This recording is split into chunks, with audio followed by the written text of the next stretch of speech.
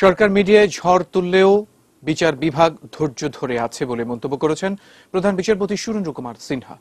রোববার সকালে আপিল বিভাগের পূর্ণাঙ্গ বেঞ্চে শুনানির সময় তিনি কথা বলেন। নিম্ন আদালতের বিচারকদের শৃঙ্খলা বিধির শুনানিতে অ্যাটর্নি জেনারেলকে উদ্দেশ্য করে প্রধান বিচারপতি বলেন, আপনারা মিডিয়ায় অনেক কথা বলবেন, সেটা ঠিক না। ঝড় তো আপনারাই ওঠাচ্ছেন। পাকিস্তানের প্রধানমন্ত্রীকে অযোগ্য ঘোষণার প্রসঙ্গ স্মরণ করিয়ে দিয়ে প্রধান বিচারপতি বলেন, বাংলাদেশের বিচার বিভাগ যথেষ্ট ধৈর্য ধরে রয়েছে। সরকারের আরো বেশি পরিপক্কতা দরকার বলেও মন্তব্য করেন তিনি। এসবের পর সরকারের আবেদনের প্রেক্ষিতে নিম্ন আদালতের বিচারকদের শৃঙ্খলা বিধির গেজেট প্রকাশে ৮ অক্টোবর পর্যন্ত সময় দেন প্রধান বিচারপতি।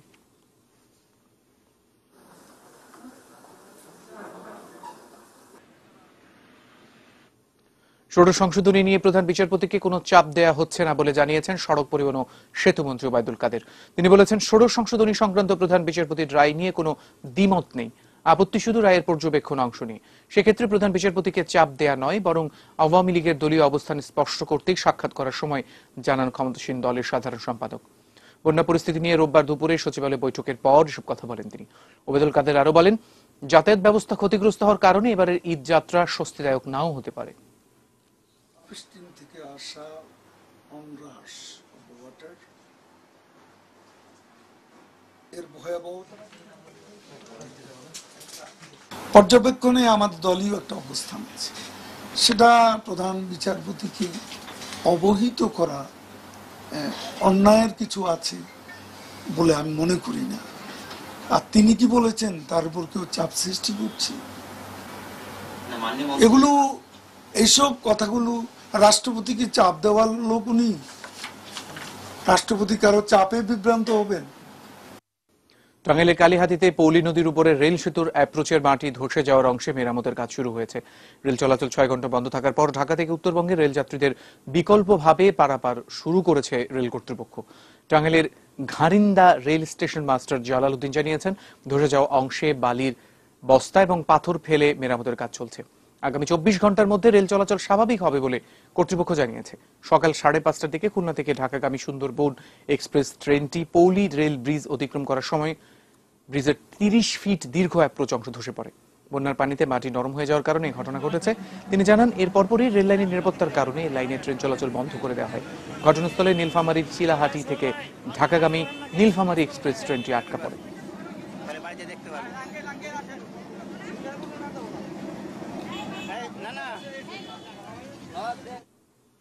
যা বলছিলাম যে টাঙ্গাইলের মাটি সরে যাওয়া পৌলী রেল সেতু পরিদর্শন করেছেন রেলপথ মন্ত্রী মুজিবুল হক। তিনি আশ্বাস দিয়েছেন, যত তাড়াতাড়ি সম্ভব সেতু সংস্কার করে রেল চলাচলের উপযুক্ত করে তোলা হবে।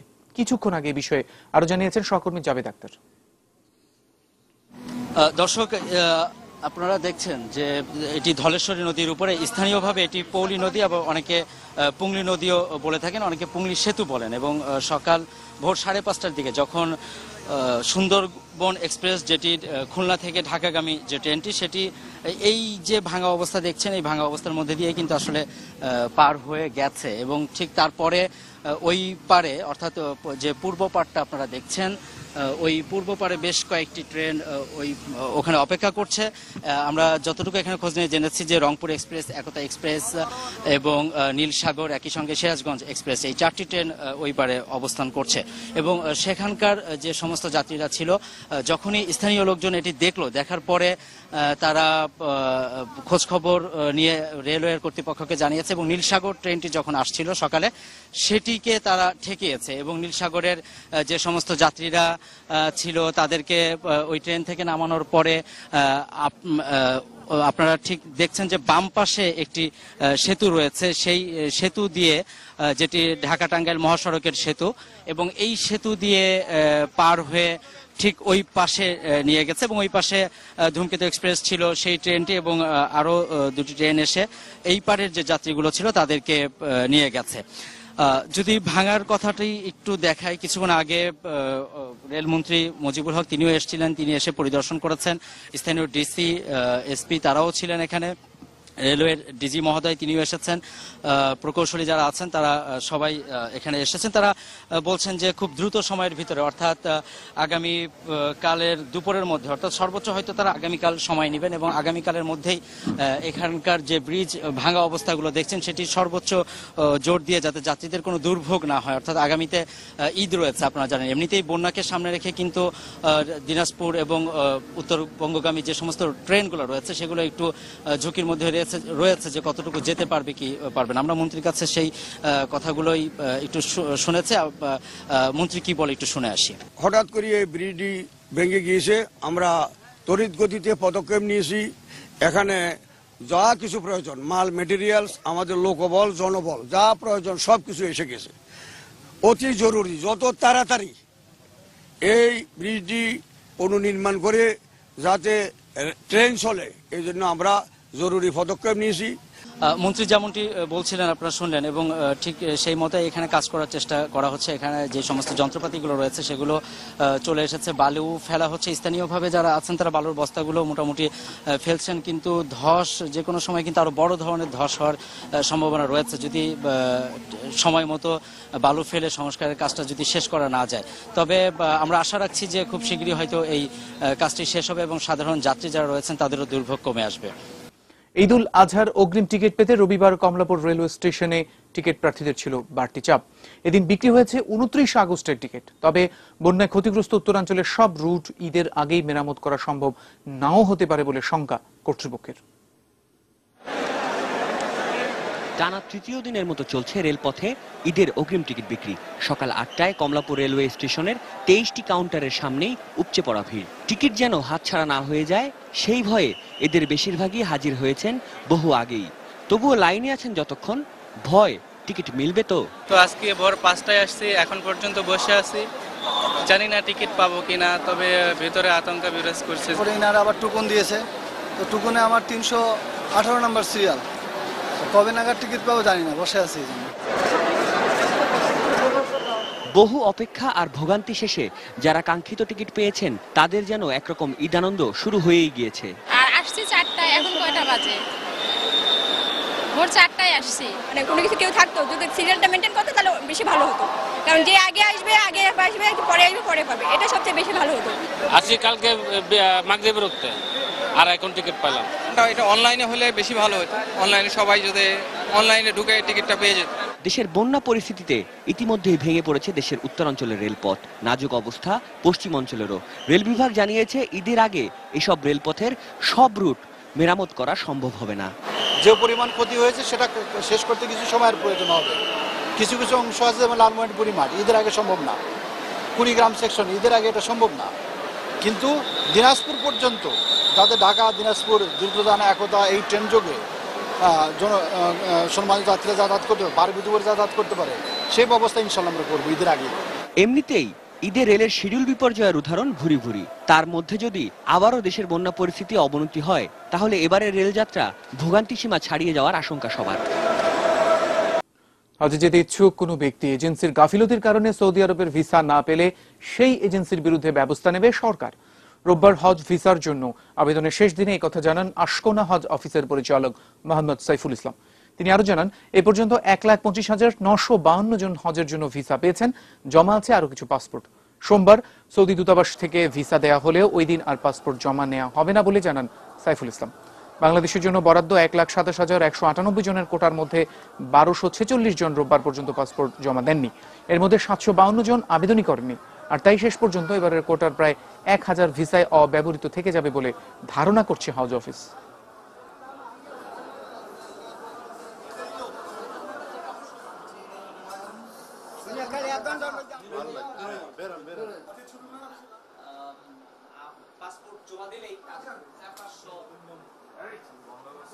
এক 1000-এর মধ্যে বা 1100-র মধ্যে যদি কেউ ক্ষতিগ্রস্ত হয়ে থাকে, তাকে যদি বঞ্চিত করা হয়, ডিপ্রাইভ করা হয়, কোনো হাজির পক্ষ থেকে যদি আমাদের কাছে সেইভাবে আবেদন আসে, দরখাস্ত আসে, ক্লেইম আসে, অভিযোগ আসে, আমরা অবশ্যই তার বিরুদ্ধে কি ব্যবস্থা আমরা নেই বা নিয়ে থাকবো সেটাও ইনশাল্লাহ আপনাদেরকে সময়ের ব্যবধানে জানানো হবে।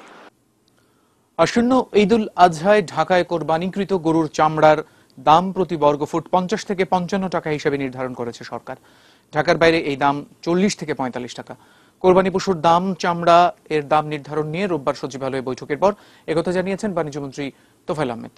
ছাগলের চামড়ার দাম ঠিক করা হয়েছে ঢাকায় প্রতি বর্গফুট 20 থেকে 22 টাকা এবং ঢাকার বাইরে 15 থেকে 17 টাকা। এদিন সচিবালয়ে অন্য এক বৈঠক শেষে স্বরাষ্ট্রমন্ত্রী আসাদুজ্জামান খান কামাল জানিয়েছেন, এবার মহাসড়কে কোনোভাবেই পশুর হাট বসতে দেয়া হবে না। আর চামড়া পাচার রোধ করতে সীমান্তে সতর্কতা জোরদার করার কথাও বলেছেন বাণিজ্যমন্ত্রী। আর এই জন্য ঈদের 30 দিন পর পর্যন্ত বাড়তি নজরদারির জন্য পুলিশ এবং বিজিবিকে নির্দেশনা দেওয়া হয়েছে বলেও জানান তিনি। সভাপতি এখানে ছিলেন এবং ব্যবসায়ী প্রতিষ্ঠানের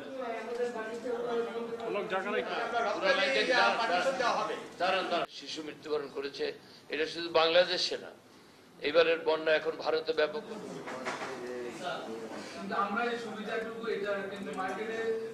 কোরবানির যে গরু এবং খাসি বা বকরি যাই বলেন, কোনো অভাব হবে না, কারণ আমাদের যা চাহিদা তার থেকে উৎপাদন বেশি হয়েছে। এটা একদিক দিয়ে ভালো হয়েছে। লবণ যুক্ত হইলে ভালো, না হোক যাই হোক, চামড়ার দাম 50-55 টাকা, এই দাম ঠিক আছে। লবণ থাকুক বা লবণ না থাকুক। দর্শক, খবরের প্রথম দিকে আপনাদেরকে জানিয়েছিলাম যে ধানমন্ডির আনাম র্যাঙ্কস ভবনে সেখানে আগুন লেগেছে এবং দমকলের 13টি ইউনিট সেখানে কাজ করছে। সেখানকার সর্বশেষ পরিস্থিতি জানবো আমাদের সহকর্মী ইসাক নয়ন সেখানে রয়েছেন, তার কাছ থেকে। নয়ন, আপনার কাছ থেকে জানতে চাই কেমন পরিস্থিতি এখন দেখছেন আপনি?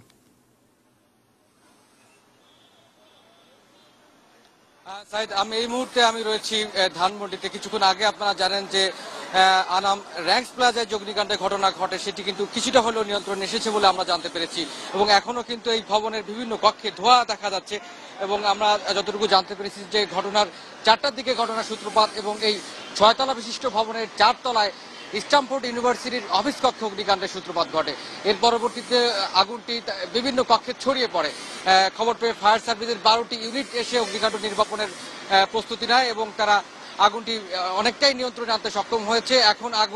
এখন দগদগে আগুন না দেখা গেলেও আমরা কিন্তু এখন বিভিন্ন কক্ষে ধোঁয়া দেখতে পাচ্ছি এবং কিছুক্ষণ আগে ফায়ার সার্ভিসের কর্মীরা এই ভবনটির বিভিন্ন জানালা, যেখানে আসলে পুরো ভবনটি আসলে ধোঁয়ায় ছেয়ে রয়েছে, বিভিন্ন জানালা ভেঙে ধোঁয়াটি বের করে দেওয়ার একটি ব্যবস্থা করে। অর্থাৎ এখন কিন্তু আমরা কোনো দগদগে আগুন দেখছি না। আগুন এখন অনেকটা নিয়ন্ত্রণে রয়েছে বলেই ফায়ার সার্ভিসের পক্ষ থেকে কিন্তু আমাদের জানানো হচ্ছে। সেই সাথে আমি জানিয়ে রাখি যে এই 6 তলা বিশিষ্ট ভবনের বিভিন্ন ফ্লোরে কিন্তু বিভিন্ন ধরনের ডিপার্টমেন্টাল স্টোর এবং কাপড়ের দোকান রয়েছে এবং বিভিন্ন অফিস কক্ষও কিন্তু এই ভবনটির মধ্যে রয়েছে এবং যতটুকু আমরা জানতে পেরেছি যে 4 তলার যে আগুনের সূত্রপাত হয়, আগুন লাগার পরপরই তার আশপাশে কয়েকটি কক্ষে ছড়িয়ে পড়ে। এখন কিন্তু দমকল বাহিনীর সদস্যরা আগুনটি অনেকটাই নিয়ন্ত্রণে আনতে সক্ষম হয়েছে। তো এই উপলক্ষে আশপাশের যারা রয়েছে এই ভবনটিতে, যারা কর্মকর্তা কর্মচারী রয়েছেন, তারা কিন্তু আমাদের বলছেন যে ঠিক 4টার দিকে আগুনের সূত্রপাত হয় এবং কি কারণে ঘটনার সূত্রপাত তা কিন্তু তারা এখনো নিশ্চিত করে বলতে পারছে না। তবে তারা বলছেন যে যারা পাশের যারা রয়েছেন তারা বলছেন যে হঠাৎ করে এই ভবনটিতে আগুনের খবর শুনতে পেয়ে তারা দৌড়ে এসে দেখতে পায় যে ভবনের লোকজন ছোটাছুটি করে নিচে নামছেন। এখনো আমি যতটুকু দেখছি যে ফায়ার সার্ভিসের প্রায় 12টি ইউনিট কিন্তু এই আগুন নির্বাপনের কাজ করছেন।